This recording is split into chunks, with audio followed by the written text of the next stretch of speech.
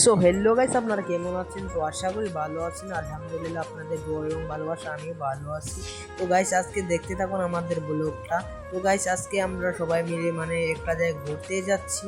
তো দেখেন গাইস, জায়গাটার ভিউ কিরকম সুন্দর দেখেন। এগুলা যে আপনারা দেখতে পারতাছেন, এগুলা হচ্ছে পাহাড়। ও মাই গড, দেখেন গাইস কি সুন্দর একটা ব্রিজ এখানে পাহাড়ের মাঝখানে দিয়ে রেখেছে। তো গাইস বহুত সুন্দর ব্রিজটা। আর এই যে নিচে দেখেন কত সুন্দর ভিউ, আমরা কি আনারস আনারস বাগান এগুলা। আর এখানে দেখেন কত সুন্দর একটা নদী, লাহে লাহে পানি বয়ে যাচ্ছে, বহুত সুন্দর লাগছে গাইস দেখে। তো ওই দেখেন এরকম ভিউ আমি কখনো দেখিনি গাইস।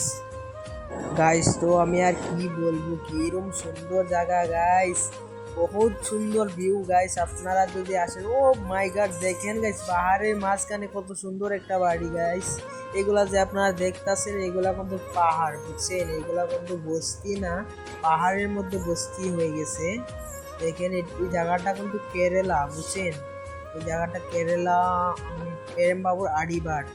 তো গাইজ দেখেন আমরা সবাই মিলে যাচ্ছি, আর এইগুলা যে দেখতে পারতেছেন এইগুলা হচ্ছে রবার্ট বাগান।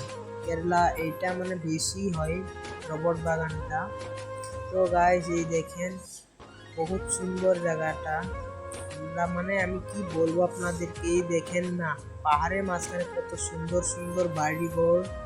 এই দেখেন বেশিরভাগ রবার্ট বাগানে আছে এখানে, যেরকম নাকি আমাদের আসামে আপনার চা বাগান, এখানে কিন্তু রবার্ট বাগান, বুঝছেন? আমাদের নর্থ ইস্ট আসামে চায় বাগানের জন্য বিখ্যাত, আর এই কেরালা আপনার রবার্ট বাগানের জন্য বিখ্যাত। দেখতে থাকুন গাইস, আমাদের ব্লগটা দেখতে থাকুন।